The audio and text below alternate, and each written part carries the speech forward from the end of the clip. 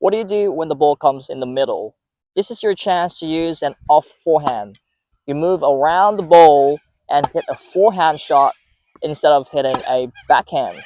It is one of my favorite patterns because first, you can generate easy power, and second, it's a high percentage shot when you aim cross court.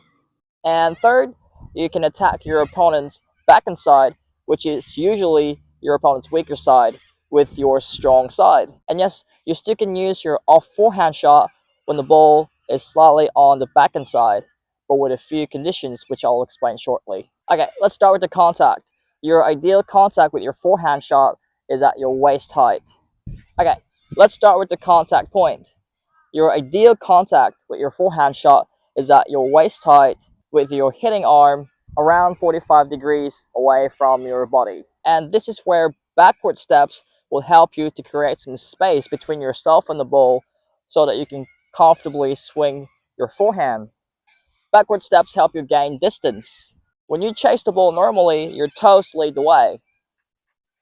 But when you do the backward steps, your heels are the ones that lead your way. So when you guys are doing backward steps, I want you guys to move as if you're going around a hula hoop. So I've got the hula hoop here, stand in the middle, and I want you to go around the hula hoop this way if you're a right-handed player.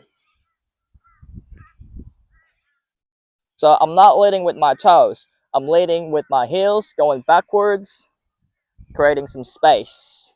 If you're lefty, then you're going this way. And right before you hit, you want to finish with a forward steps. So go around. That's my final step. You want to step forward. Then you want to swing forward. You want to feel that weight transferring from that back foot to the front foot as you swing your racket forward. Now, if you want to learn more about stance and the weight transfer, check out the other episodes of this forehand series. Now, while you're moving, your racket should be tucked in towards your chest. If you were to complete the take back while you're moving, then you're going to lose the momentum of the forward swing. So make sure the racket is tucked in towards your chest while you're moving. So as soon as you see the ball coming to your forehand side, then you immediately get into your side-on position. But you haven't completed your racket takeback yet. Your racket should be tucked in front of your chest.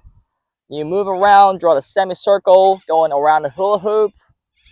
And as the ball bounces and approaches to you, that's when you want to release your racket, step in, and swing. There are two types of off forehand shot. One's called inside out, and the other one's called inside in. The difference is the direction where you hit. So I'm on the advantage side here. My inside out forehand would be going around and hitting the ball cross court that way. I'm going around inside the ball and hitting it out. Whereas the inside in would be I'm going around and hitting inside.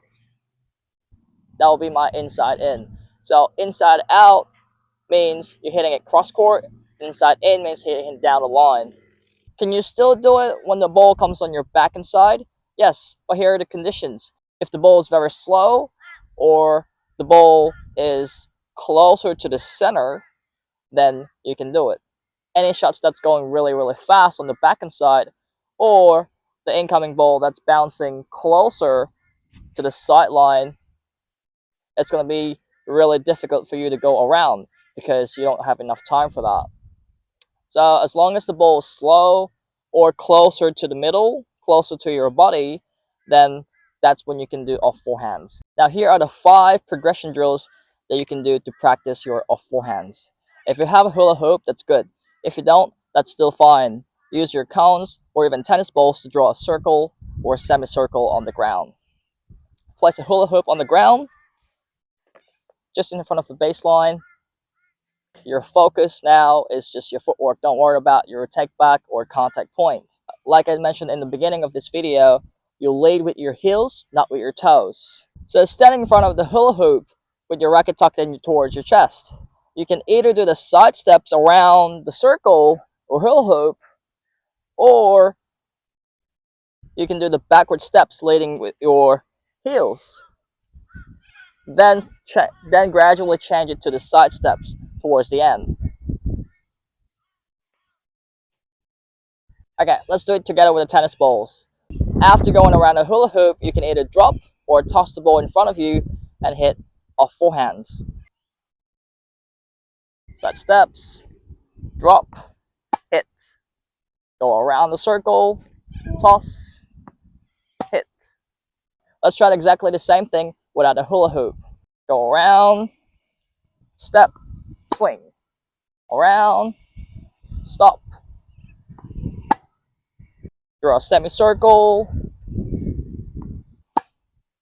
And just keep in mind that the far away the ball is, the bigger the circle you have to draw with your feet. And if you need smaller adjustment, or the ball is pretty close to your center of your body, then you need small circle. Okay, this is your last drill. Stand in the middle on the baseline. You're gonna toss the ball before you move. You're gonna toss the ball on your back and side. See if you can go around, draw the semicircle, and hit your off forehand shot. And here's how it looks like.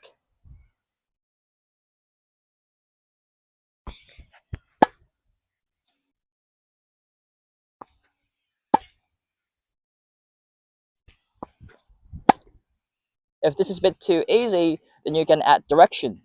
You can do inside in and inside out.